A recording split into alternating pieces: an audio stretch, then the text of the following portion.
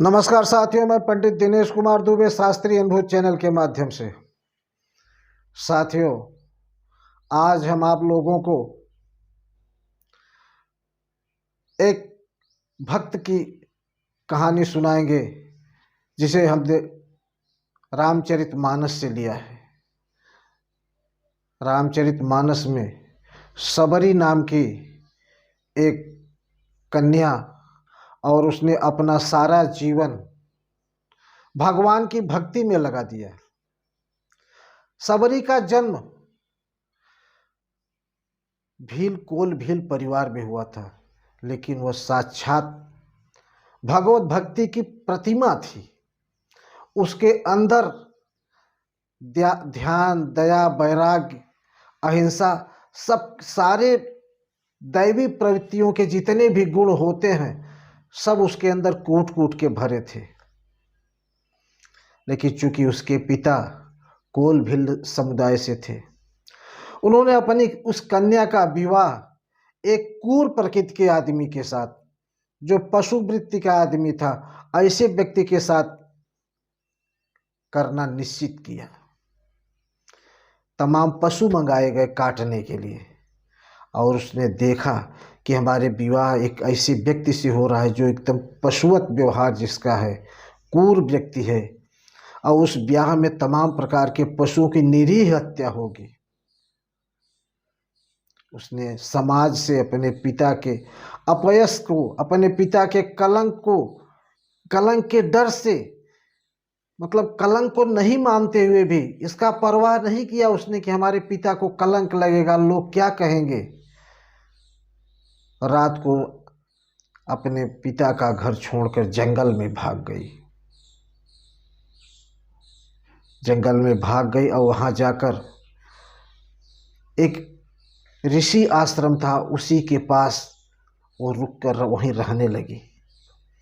उसकी दिनचर्या ये थी कि ऋषि जिस रास्ते से नहाने के लिए जाते थे, वो रोजाना उस रास्ते को साफ करती थी, झाड़ू पोछा लगा के एकदम क्लीन कर देती थी, लकड़ियाँ तोड़कर आश्रम में रख देती थी, तरह तरह से उस आश्रम की देखभाल करती थी। और इतना ही नहीं, किसी को बिना बताए, किसी महात्मा को ये नहीं पता था कि यह कौन कर रहा है।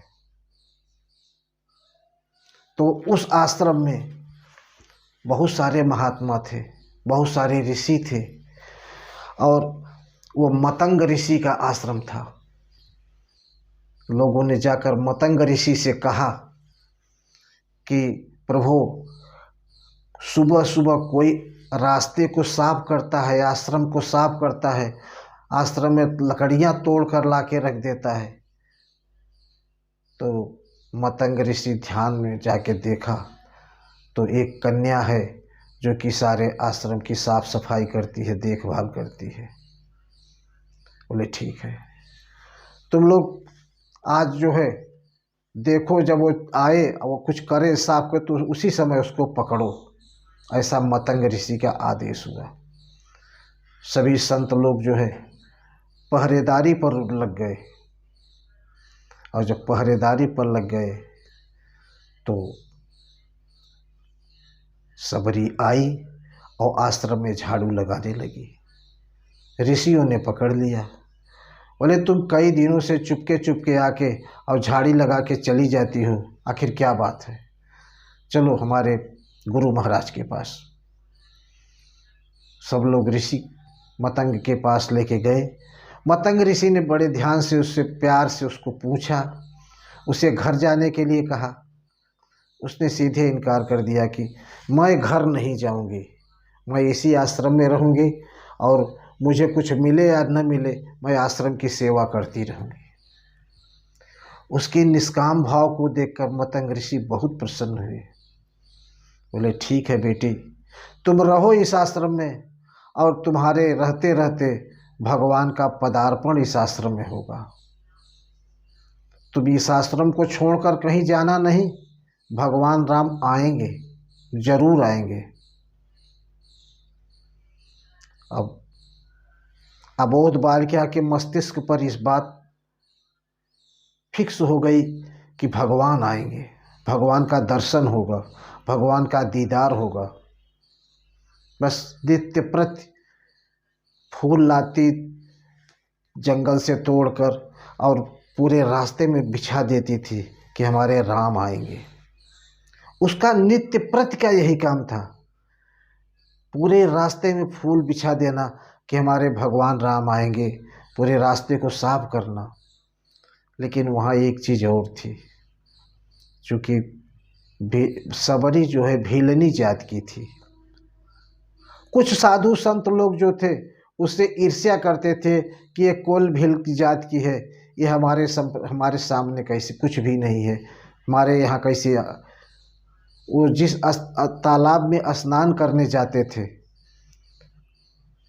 एक दिन उन्होंने देखा कि सबरी भी उस तालाब में जाती है और वो लोगों ने ज़बरदस्ती उसको मना कर दिया कि तुम इस तालाब में नहीं नहा सकती हो, ये हमारा तालाब है, हम महात्माओं का तालाब है, तुम कोल भील जात की हो। उस तालाब में जाने से मना कर दिया ऋषियों ने। आखिर हुआ क्या, ऋषि जब उस तालाब में घुसे नहाने के लिए तो उस तालाब में कीड़े पड़ गए। अब ऋषि कोई जाता ही नहीं नहाने के लिए। धीरे धीरे धीरे समय बीत गया, कितने साल गुजर गए। आखिर एक दिन भगवान राम आए।